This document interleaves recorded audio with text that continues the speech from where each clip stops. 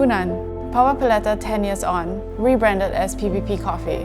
My name is Elita Ong, and I'm the spatial lead at Foreign Policy Design Group. 10 years ago, Power Palheta was completely different and ahead of its time. It was just a place that served coffee with no food. The hardest question, how to make something quaint and intimate stand out from the noise of the mall.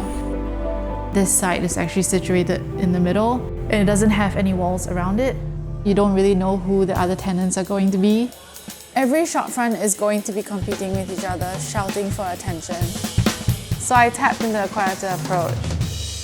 I tried to marry the romantic feel of coffee with the mid-century modern 60s feel and the Mad Men era. We kept the material palette very simple. Walnut wood paneling, 2 types of terracotta tiles, one in a more traditional red brick, and another one that has more of a chocolate tone.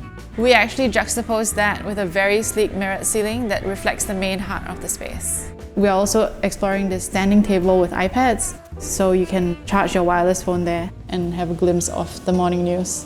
What I liked about the Mad Men era was a sense of purpose in every detail that they did. And that was what I was trying to adopt into the space. Good design can't sell bad coffee, but it can solve problems and tell a story, right? Design changes the way you feel about everything.